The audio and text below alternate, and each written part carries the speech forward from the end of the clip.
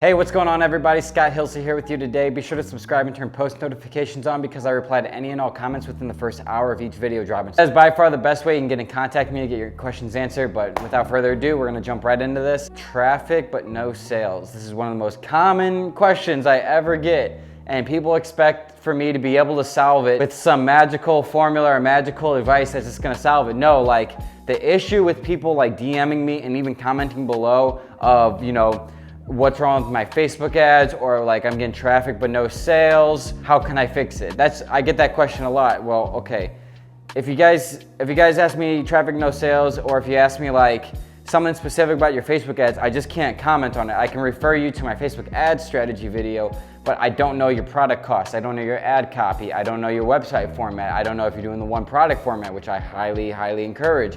I don't know if you're doing an oversaturated product. I don't know what your product cost is, what you get the product for, what your profit margin is.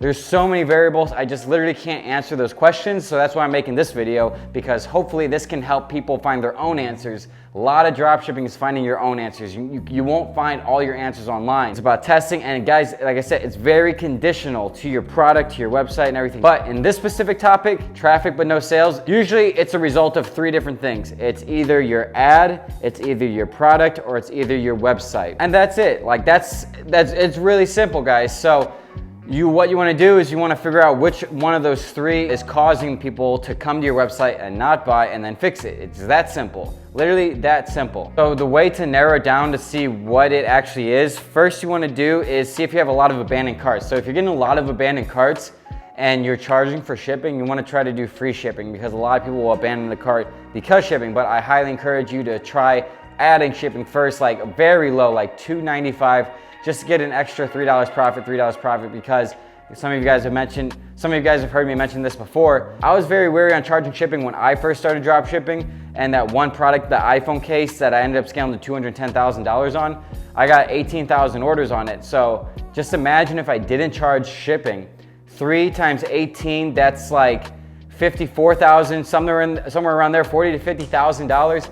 Guys, I would have missed out on about $40,000 to $50,000 if I didn't charge shipping. So that's why, preferably, you want to have at least a little shipping in there just to increase your profit margin just a little, unless it's already like $20, $30. If you go in and you realize, okay, it's not the shipping, it's someone else, like people are coming and they're not even adding a cart, then it's probably your website or your product. And that one's kind of hard to distinguish. Now, if you look at your website and it looks professional, like guys, if you're in my course, Simplified Dropshipping, it's in the description below. I show you exactly how you want to format your website, because this is a proven format that actually works. You actually know that tons and tons of people, myself included, and the students in my course have gotten 6-figure results because of this one format. That's why I like the one product format a lot, because you don't really have to worry about too much of the details, and when you're getting traffic and no sales, you know it's not the format. So if you're doing it the way I show you guys, it's not going to be the format. If you're still getting traffic and no sales, it's going to be your product.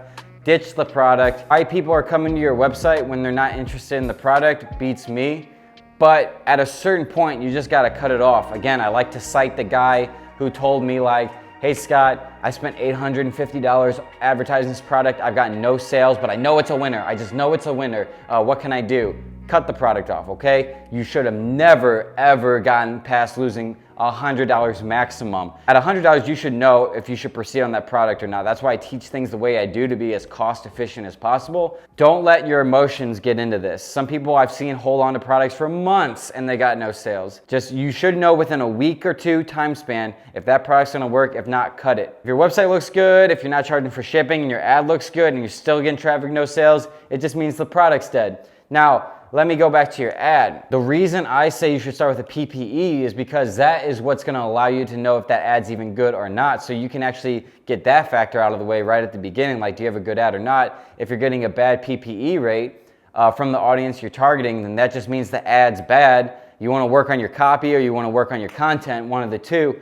And then once you get the PPE up, okay, now you can move on and go to the conversions or the link clicks or whatever, and then that's when you're gonna learn, okay, Is my website looking good? And again, the one product format with the Jumpstart theme, by far the best looking website you can make in the shortest amount of time for one product. It's for sure gonna look beautiful. You wanna make sure your photos are high quality. You wanna make sure your copy is high quality. You wanna make sure your top video is high quality. These things are gonna matter when it comes to traffic and no sales, because if someone comes to your website and it looks just a little off, they've never seen it before, they're gonna click away, and that can be a major cause for this massive problem that a lot of people have. Oh, and this is very important too. Be sure to add trust badges right before your product on the one product format. And that's very important too. If you don't have trust badges, that could be the root of a lot of your problems. Trust badges convert higher than almost anything, like anything. That people see that trust badge and just psychologically, they're just,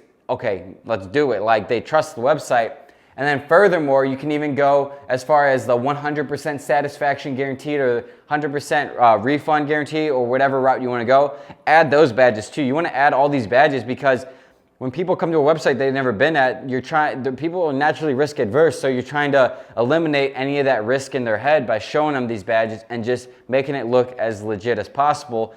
Which, when it's not super legit and doesn't look good, that's why you guys are getting traffic with no sales, because they just don't trust your website. Or you're charging too much for shipping, or at the last resort, your product's just bad. Like if you checked out your ad and it looks good, if you checked out your website and it looks good, and you tested with the shipping and that wasn't an effect, it's your product. And what I encourage you guys to do, again, besides adding the trust badges, besides working on the copy and everything, when you're done with all this, don't ask your friends, hey, does my website look good? You wanna ask a stranger who doesn't have a conflict of interest. You don't wanna ask another dropshipper, they're just gonna take your content, you're gonna take your website.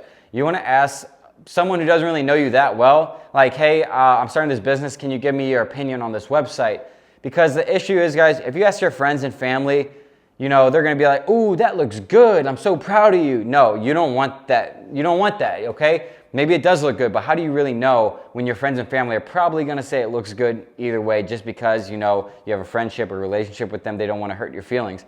You really wanna, ask someone who doesn't really give a fuck about your feelings and give you the truth straight up. So that's what I encourage you guys to do. This is like I said, this is a very constantly asked question in my inbox, and it's a question I just can't answer. There's way too many variables. Same with Facebook ads. That's why I made the Facebook ads strategy video.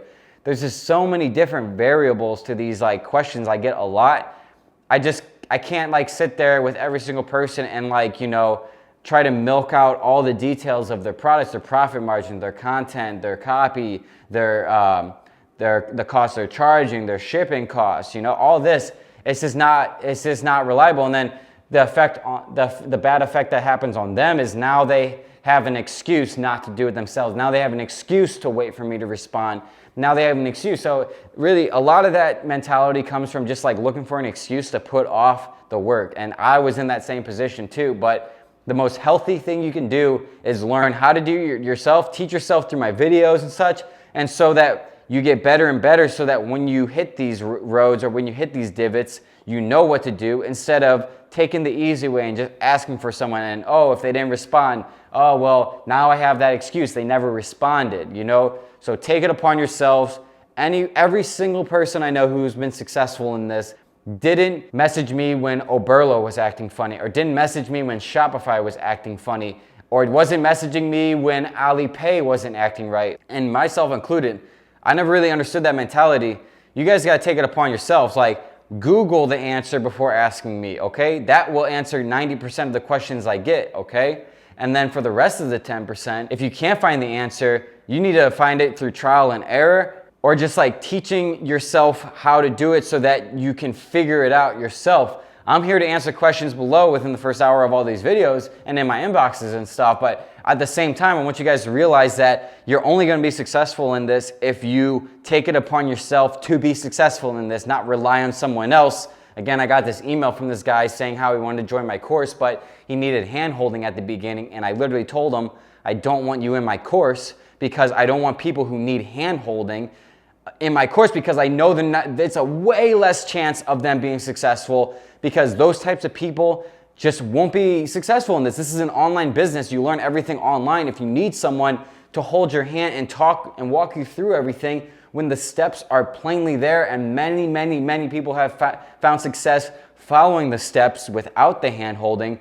Why should I give you special time when it's less likely you're going to succeed to begin with because your mentality is already behind everybody else? So that's just my closing thoughts. I hope you guys enjoyed this video. Please hit like if you found any value in this. I'm just trying to address these broad questions I get a lot so that everyone can find their own answers within. Quit going without, look within and Google. And yeah, just be sure to hit like, be sure to comment, let me know what you think about this video. Subscribe, turn post notifications on so I can answer any and all questions within the first hour of each video release. And I hope to see you guys soon. Peace out.